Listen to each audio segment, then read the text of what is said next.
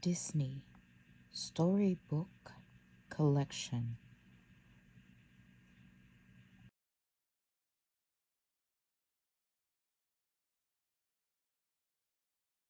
Disney's Aladdin. Long ago, in a faraway land called Agrabah, there lived a poor orphan named Aladdin. One day in the market, he stole some bread for his dinner. The Sultan's guards chased him, but he and his pet monkey Abu escaped. Just as Aladdin was about to eat, he noticed two children who looked hungrier than he was. So he gave the bread to them. Things will change, he promised Abu. Someday we'll be rich and never have any problems at all. That afternoon at the palace, the Sultan reminded his daughter, Princess Jasmine, that the laws of the kingdom stated she must marry a prince before her next birthday. She had just 3 days left. She hadn't liked any of the suitors who had proposed to her. They had only been interested in wealth and power. Jasmine decided she would rather leave the palace than marry someone she didn't love. She disguised herself in an old peasant robe and said goodbye to her pet tiger, Raja.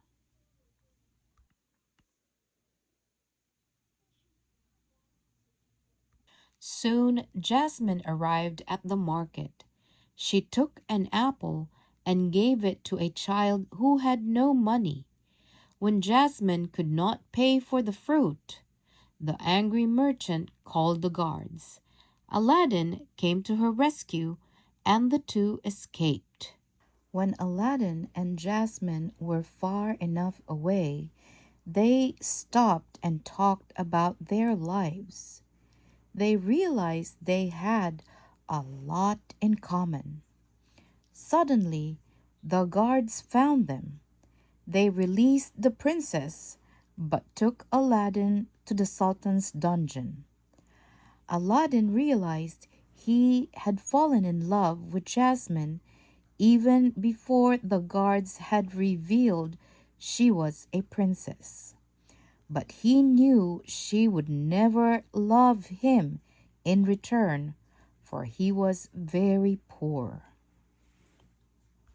Meanwhile, the Sultan's evil adviser Jafar had heard of a special lamp, one that would give him great power. The lamp was in the Cave of Wonders. According to legend, only a person who was a diamond in the rough could enter the cave and come out alive. Jafar knew Aladdin had rescued the princess and thought he would be able to retrieve the lamp. He could also see how much the young man liked Jasmine. Jafar disguised himself as an old prisoner and went into the dungeon. "Help me," he said to Aladdin. "There is a cave filled with treasure, enough to impress even your princess." In exchange, all Jafar wanted was for Aladdin to bring him the lamp. Aladdin agreed, and Jafar showed him how to escape. Aladdin and Abu went into the cave. A flying carpet appeared and led them to the lamp. As Aladdin reached for it, Abu grabbed a large sparkling jewel. The cave began to collapse and the opening closed up. Aladdin and Abu were safe but trapped. "This lamp looked worthless," Aladdin said. He rubbed the dusty lamp and an enormous genie appeared. "Master," the genie said, "I can grant you 3 wishes." Aladdin tricked the genie into getting them out of the cave. Then he used his first wish to become a prince so Jasmine would want to marry him. he promised to use his last wish to set the genie free.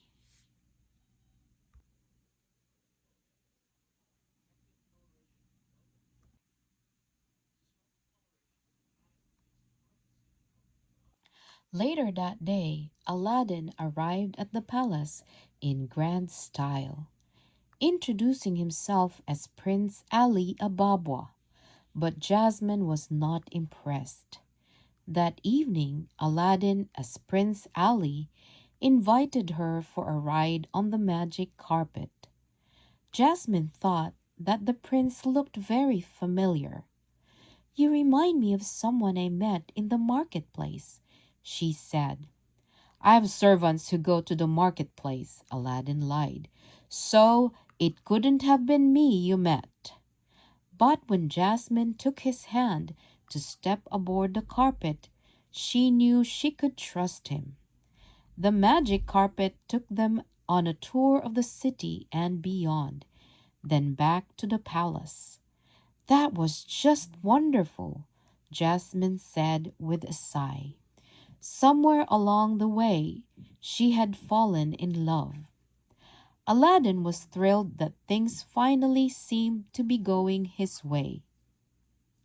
But just then, the Sultan's guards appeared and seized the young man. Under orders from Jafar, they tossed him into the sea. Aladdin summoned the genie and used his second wish to save his own life. Aladdin returned to the palace to confront Jafar and reveal his true identity to the princess.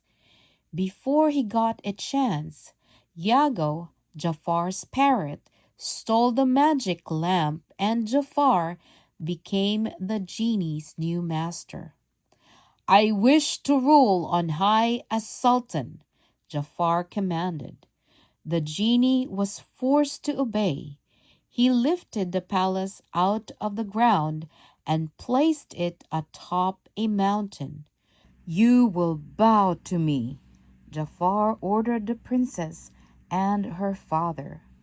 Jasmine refused, so Jafar used his second wish to become the world's most powerful sorcerer.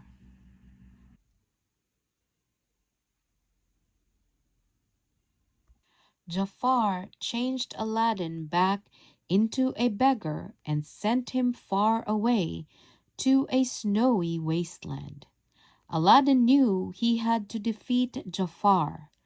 Luckily, he found the magic carpet buried in the snow, and they quickly flew back to Agrabah.